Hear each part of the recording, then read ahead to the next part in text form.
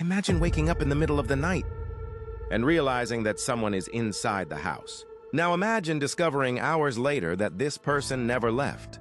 They walked through the rooms, covered the mirrors, washed the murder weapon, sat down, waited, and then vanished. What happened in Villisca, Iowa in 1912 remains unanswered to this day. Villisca was everything a small American town in the early 20th century represented.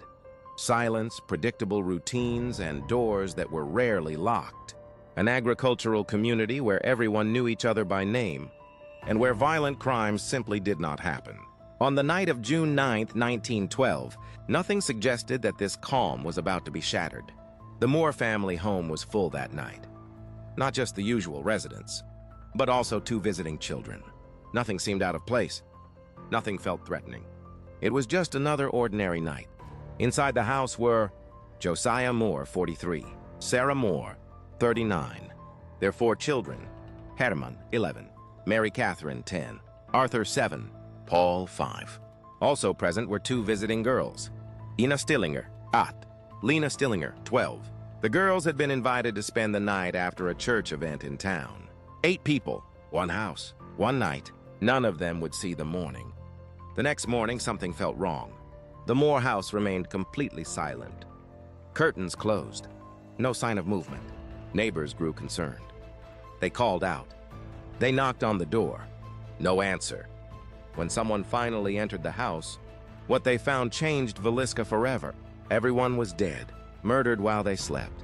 The weapon was not a knife, nor a firearm. It was an axe.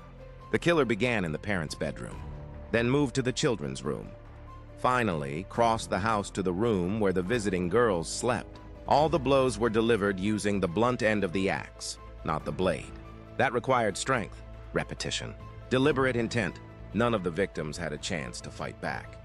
The most disturbing detail: every victim was found covered, as if someone had gently pulled sheets or clothing over their bodies after the murders. The crime scene contained elements that continue to confuse investigators to this day. Covered mirrors. Mirrors and reflective surfaces throughout the house were covered with cloth or clothing. Curtains closed after the murders. Evidence suggests someone moved through the house after the killings, carefully adjusting the environment. The axe was washed. The murder weapon was found clean, resting inside the home. Untouched food. Food had been prepared, yet no one ate after the crime. Everything indicates the killer remained inside the house for hours. This was not a frantic escape. It was a calm, deliberate stay. There were no signs of forced entry, no broken windows, no damaged doors. This leaves only 2 deeply unsettling possibilities. The killer was invited inside, or the killer was already inside the house. Both possibilities are equally disturbing. The investigation started badly and only got worse. The house was flooded with curious onlookers. Neighbors, local officials, and even children entered the crime scene. Evidence was contaminated. Objects were moved. Critical clues were lost. Instead of preservation, there was chaos. What could have been solved quickly turned into an investigative nightmare. Several names surfaced over the years. William Mansfield, a serial killer suspected of committing similar axe murders. He was investigated, but no solid evidence ever linked him to the crime. Reverend George Kelly, a traveling preacher who had been in town. He confessed, then recanted. He was considered mentally unstable. Ultimately, he was acquitted.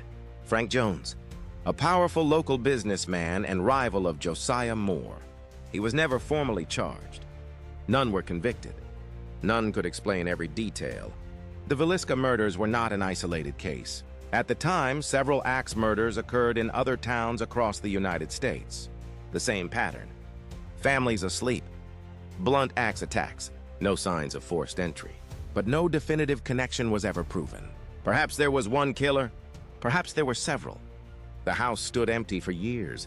No one wanted to live there. Decades later, it became a historic site and a place surrounded by disturbing stories. But none of that answers the main question. Who was inside that house that night? The murders happened while everyone slept. The killer remained inside the house after the murders. Nothing was stolen. There was no forced entry. No one was ever convicted. More than a century later, the Villisca Axe murders remain officially unsolved. The most frightening part of this case is not the axe, not even the number of victims. It's the calm, The idea that someone could slowly walk through a silent house, cover mirrors, wash their hands, wait, and disappear into the darkness of a town that never imagined evil. Because Villisca didn't just lose 8 lives that night. It lost the certainty that danger always comes from outside.